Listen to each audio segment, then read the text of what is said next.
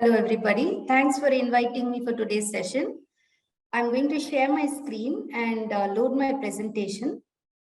So, hello, everybody. I welcome you all once again to today's program. This is actually an introduction of the newly formed Department of Public Policy at Manipal Academy of Higher Education, Bengaluru campus. It's a very new program, but it's a very deeply thought of program. And I'm going to present some salient features about this program for your own understanding. So when we look at public policy, it's something that seems very familiar to us, but why do we need to study it, right? So if we see any aspect of the society is intricately linked to public policy. If you look at India at the 75th, Azadi Ka Amrit Mahotsav celebrations, we see that we have everything in India except for implementation part, where there are some gaps, where there are glitches. We need what is known as good policy making and policy enablement. So the demographic transition aspects, the rising inequality aspects, the societal technology related aspects, regulatory affairs, governance, administration, the changes in the social character or the social norms or the composition of the society itself, which gives rise to conflicts, which gives rise to situations which need to be resolved in a very amicable manner. These are places in society where public policy has a very great role to play. Okay, because especially if we see there are aspects which science and technology and advancements in science and technology have helped us to reach great heights in India, especially if you see the India space programs. But when we see, on the other hand, issues like climate change, issues like how technology is being used, issues related to how we implement the sustainable development goals, which is one of the most important cornerstones of development in human history. These are other places where public policy makers play a very great and significant role.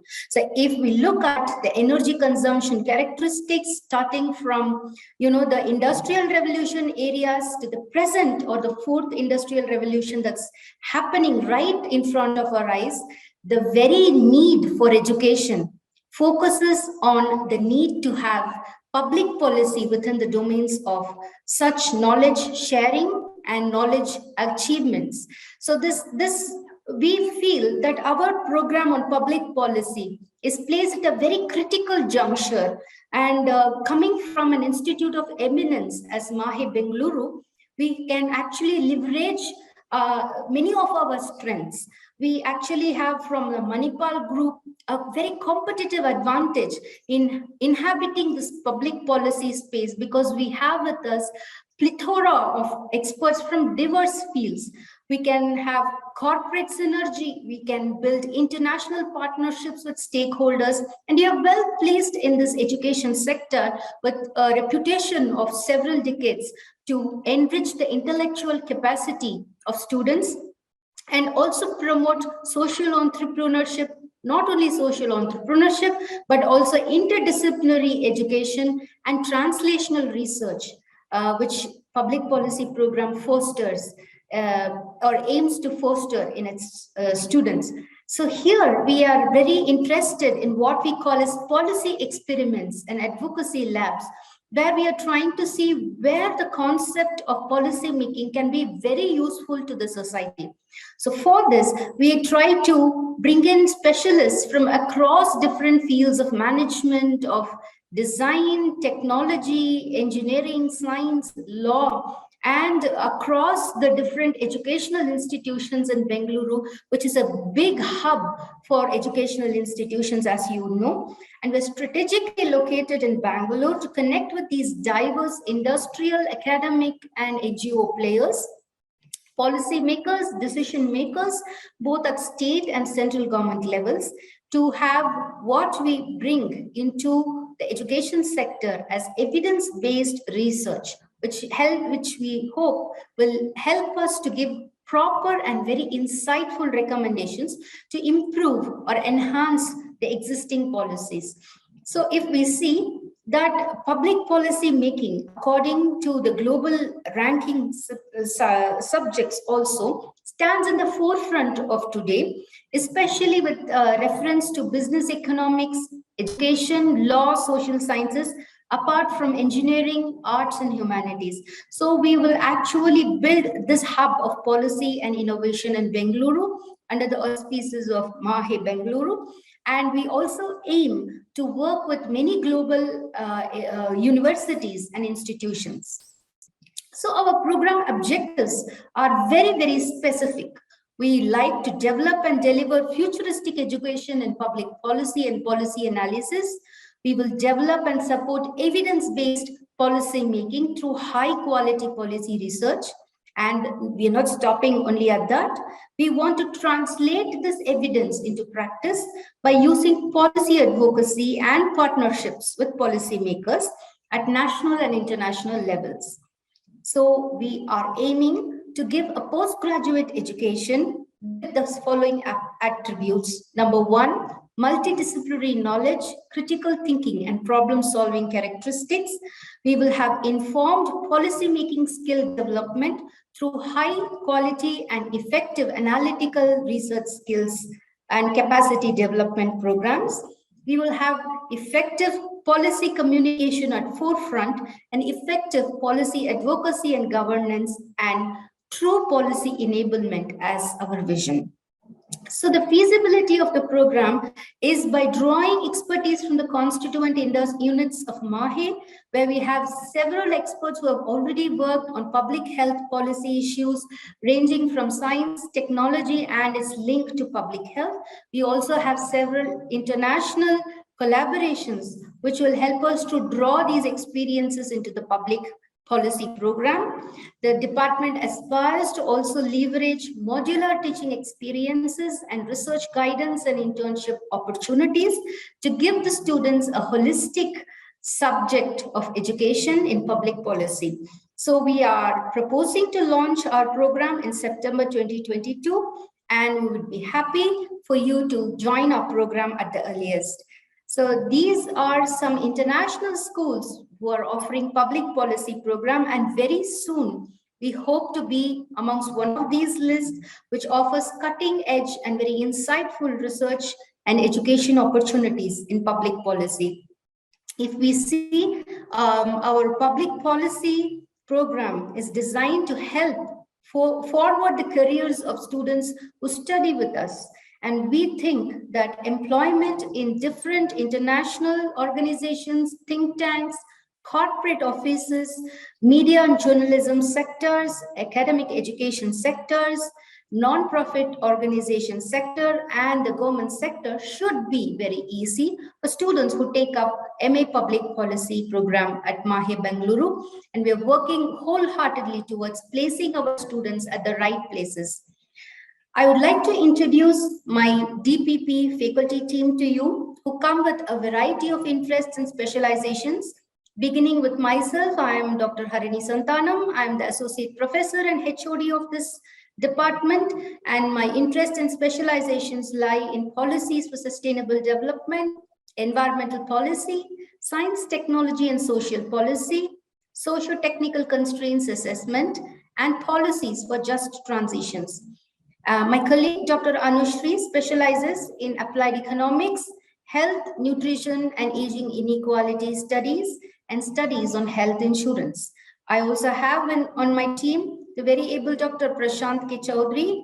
He specializes in governance, democracy, and ideology studies, electoral politics, and election studies, as well as studies on public health.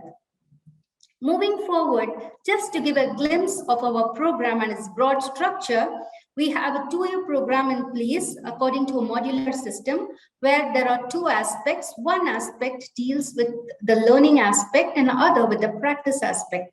As you can see here, we have discipline-specific core courses which are offered at our department, which lay the foundation and the core course requirement for the students. We also have generic and open elective courses which will be offered across disciplines at MAHE, and students are very welcome to take up these courses to enhance their own interests and understanding in different domains of public policy. The next year, the second year, will be dedicated to internships, projects, and dissertation, as you can see here. And we hope that so much of education comes through practice, and our students, through a year of practice, will actually evolve into policymakers at the end of this program.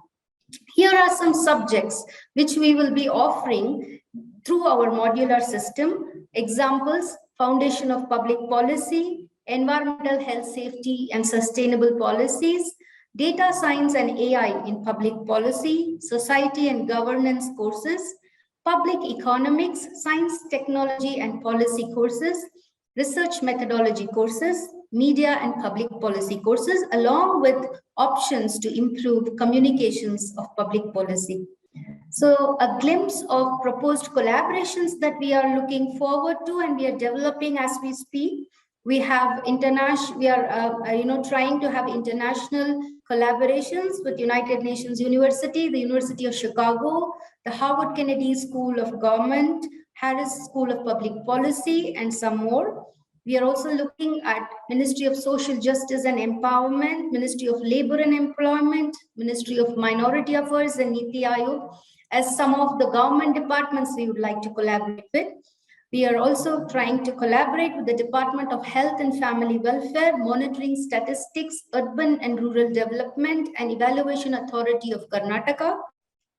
We are also looking at NGOs, very well-known NGOs such as Nudge Institute, Oxfam, the Grassroots Research and Advocacy Movement for our program. We are also actually trying to collaborate with institutes which have already gone through the policy route, like the Center for Policy Research, Institute for Social and Economic Change, the National Institute of Advanced Studies, and the National Institute of Public Finance and Policy, from whom we can draw several experiences across policy making and policy governance sectors. Our foundations and our support will come from majorly Manipal University Foundation, the Manipal Foundation, the Azim Premji Foundation, the HCL Foundation, and Infosys Foundation, who we want to collaborate with and request for supporting this MA in public policy. And from the industrial sector, we will be looking at many industrial partners who will help to sponsor courses for their executives and also help us develop this program further for specific niche-based requirements.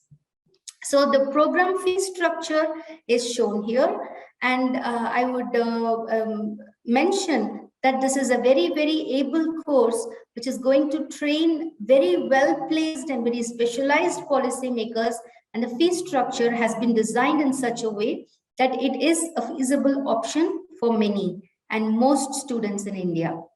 So the process of admission is the eligibility starts with the assessment of the eligibility, which is the first class bachelor's degree in any subject with a minimum of 60% marks and equivalent grade from UGC recognized universities.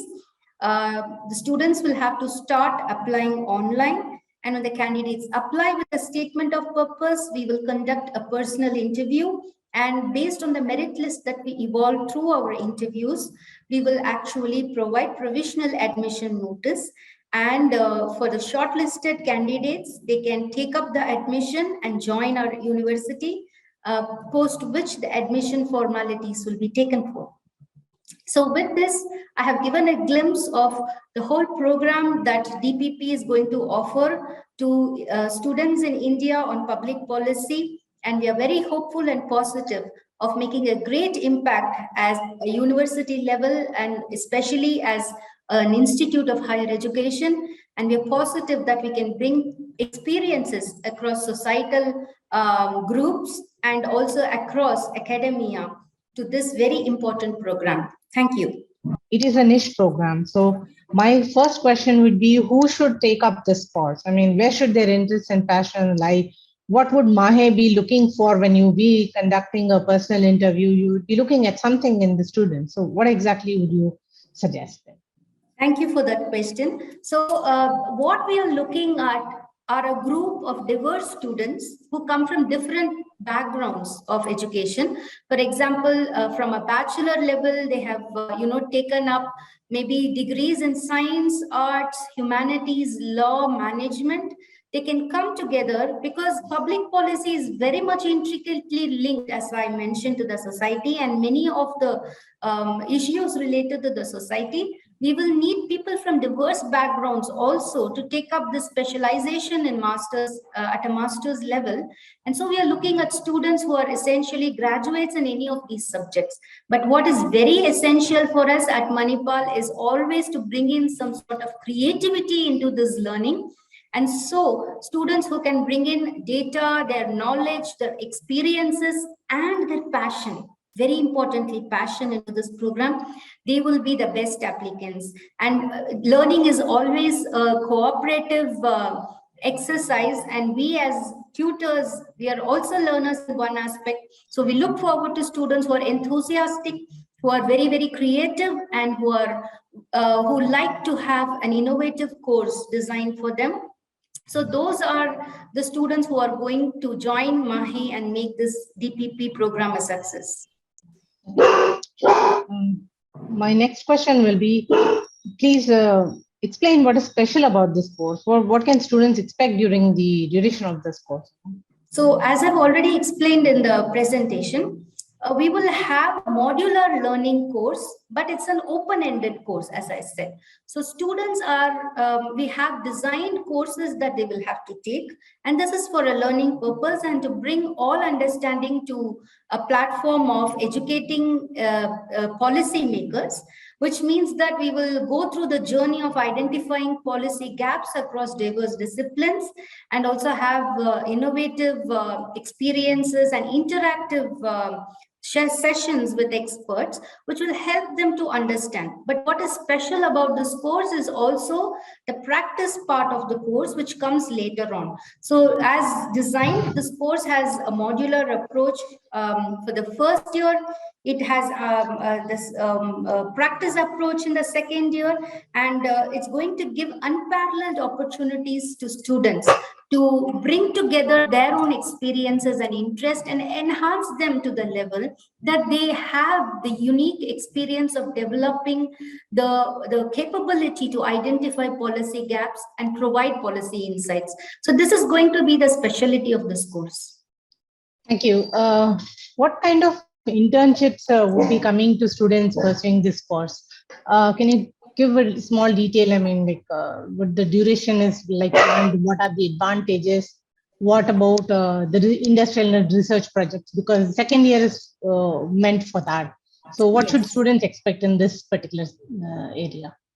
Absolutely. So the second year of practice is going to have two parts. One part is the internship part, which is a dedicated period that we are offering the students to network with experts across industries, across universities, across labs, whichever interests them, and try and develop this network into an internship experience for them for a minimum period of 2 months. So beyond this period, we will expect them to actually translate these experiences into their project work, into the domain of a master's level dissertation. So what we would encourage them to do is either continue the subjects that they are taking up for study during their internship and also for practice as they learn from the experts themselves, or they can find new domains which interest them for their project work, which are inspired by this internship. The project work itself will be for a minimum duration of 8 months, and post which we are very sure that given the interest of students in policy making, they will be able to come up with a unique methodology of their own of how to identify policy gaps, how to have evidence-based methodologies to policy making, and how to enable policy decisions at various levels, administrative and social levels. So this is the way that we have structured the internship and project opportunities across the second year, and that is the year of practice. There is a mention of collaboration also with other departments like the law, management, technology, economics. Now, one may have a doubt, why do we need this kind of collaboration? So I would like to ask, what type of collaboration is this? How does this help the students who are pursuing this course? What kind of insights do they get, and what are they going to do with this collaboration? Yeah, thank you for that very important question. But as we see in the education sector these days, students are very, very capable of doing many things. So even at a bachelor's level, students have varied interests.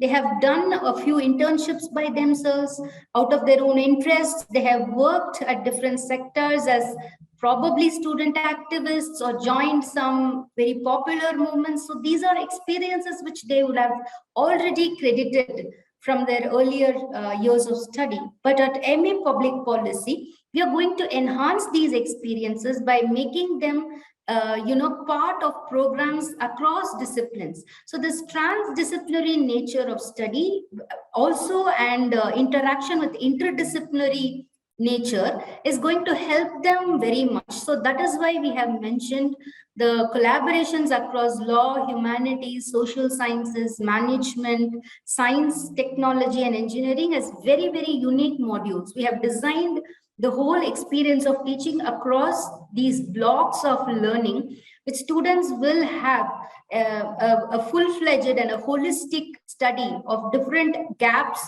related to policy. It is not always that being a specialist in a group, in a theme, will help them to look or identify policy aspect. It is only when we look from outside we can actually identify where the gaps are. So that synoptic view is what we are trying to achieve and give and produce for these students through our collaborations. Okay. There is also a mention of international collaborations in your presentation, as well as, I mean, generally every university does have this, because it's a good thing to have an idea of what the policies like are abroad and maybe in the country, whether we can have any takeaways. So, what kind of collaborations are we looking at when we are talking about, international universities? How will they? What benefits do the students get? Would they be exchange programs? What would they be learning out of it? Thank you. Actually, you got it right. We are looking more at exchange programs, which will also give a short term or a long term exposure to students across several months, probably, if it works out with the collaborating institutions that I already mentioned. We're trying to develop such programs for students so that they get an international edge to their thinking of or perception of policy making itself. So in a way that the student experiences determine how they look at a subject and specialize from, getting these experience across countries from international students will be very, very helpful for them in education. And this is where we are actually targeting and placing short-term visits also, if possible. We are trying to develop these as we speak with our collaborators. And I hope that it will come into force while the program is being implemented and taken forth, so that along with the students, we will also gain from the way that they have experienced policy making across countries. Thank you.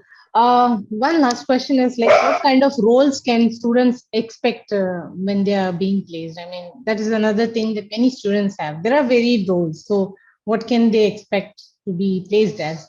If you could give some few examples.